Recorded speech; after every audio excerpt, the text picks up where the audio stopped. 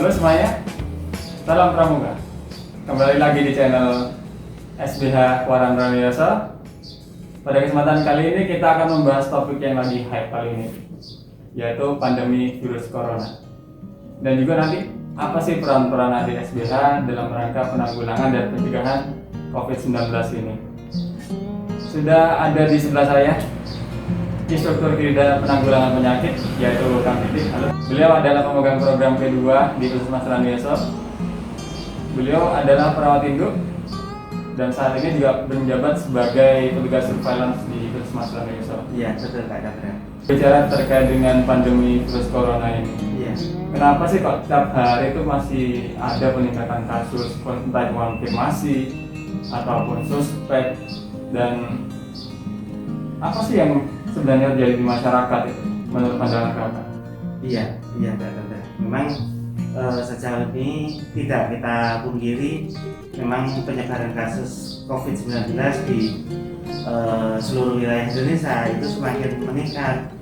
Karena itu kembali lagi, kalau menurut saya yang pertama adalah tergantung dari diri kita. Jadi diri kita masing-masing dulu.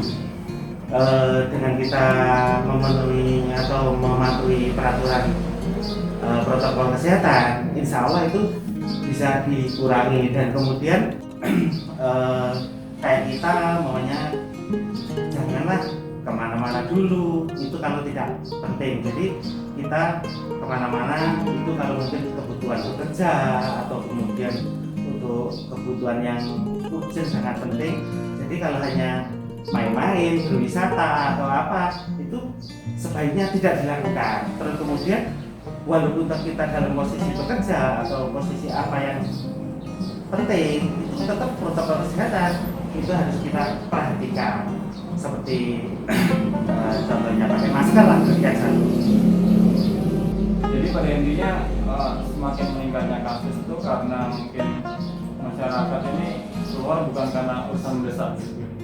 Iya betul. Jadi dari saya perhatikan di lapangan, di jalan itu, kemudian di sosmed itu kan, satu keluar tidak hal yang terlalu penting lah kalau menurut saya. Terus kemudian lagi di lapangan itu kita sudah seolah-olah melupakan bahwa saat ini adalah pandemi corona masih tetap ada, dan virus corona itu sendiri itu semakin hari semakin meningkat, bukan justru malah semakin menurun dan tidak ada. Tapi persepsi kita sudah mayoritas mempunyai pemikiran bahwa COVID ini sudah seolah-olah tiada, kan gitu loh. Padahal sebenarnya masih ada kan gitu ya. Justru semakin meningkat. Kadang-kadang iya.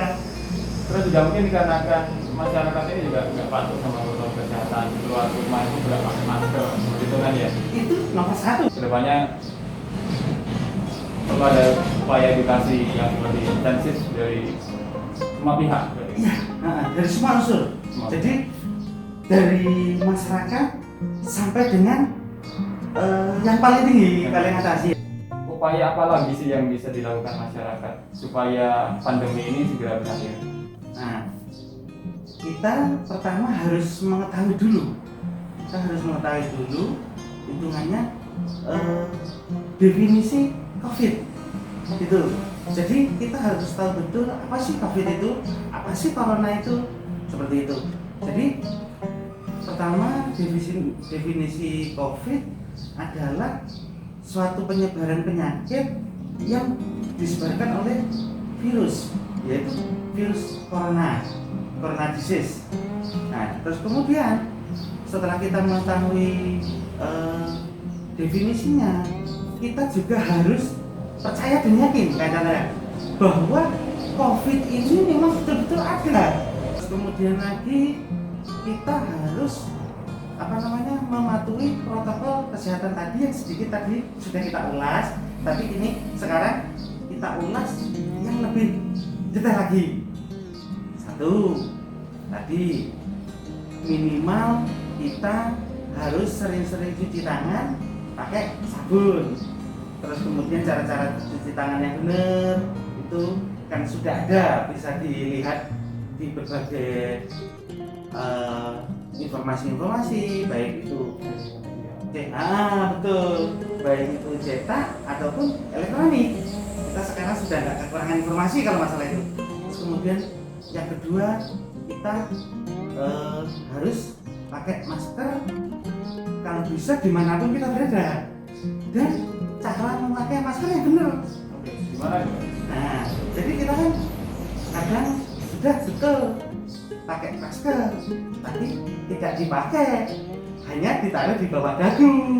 Kadang ada yang dibikin lucu-lucuan ditaruh di atas kepala, gitu kan. Juga kita harus jaga jarak itu minimal ya 1-2 meter. Yang paling bagus kan menurut saya 2 meter, karena 1 meter itu cipratan ludah kita itu bisa nyampe ke orangnya, Mas Yan, kalau menurut saya.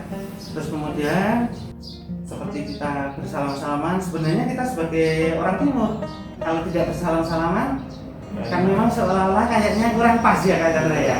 Tapi ya karena kondisi pandemi ini kita ya harus saling bisa memahami antara kita dan orang lain.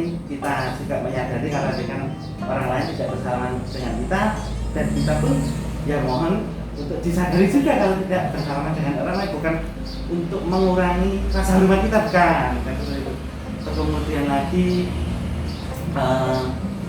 kita ketahui bahwa penularan itu melalui droplet. Apa sih droplet itu? Droplet itu adalah dari percikan udara yang dihirup oleh manusia, atau mungkin percikan ludah saya mengenai tangannya Kak Chandra, terus kemudian Kak Chandra pegang-pegang mata, terus kemudian hidung, mulut.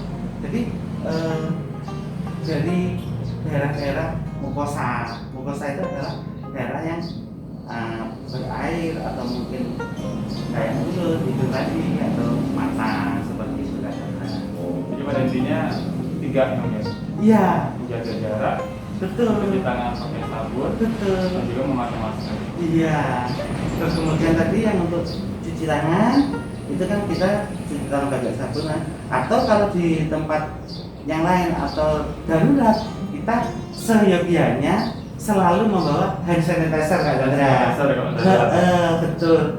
Kemudian kita mau masuk ke toko, keluar toko, atau mungkin bertamu dan keluar, kalau andaikan di situ terpaksa tidak disediakan air dan cuci sabun, itu kita bisa menggunakan hand sanitizer untuk mengurangi dan mencegah terjadinya COVID yang semakin meluas gitu. Bagaimana peran adik-adik SBH dalam rangka memutus rantai penularan ini menurut Anda? Nah, benar sekali Kak Chandra. Memang kita sebagai petugas di puskesmas kan juga mempunyai jaringan dengan adik-adik SBH gitu. Jadi untuk COVID ini sendiri, kalau menurut saya satu dari adik-adik SBH-nya sendiri dulu. Jadi adik-adik SBH-nya sendiri itu pertama harus memenuhi protokol kesehatan. Terus seperti apa yang sudah kita bicarakan tadi ya Kak Chandra ya. Terus kemudian peran serta adik-adik dari dirinya sendiri ke masyarakat.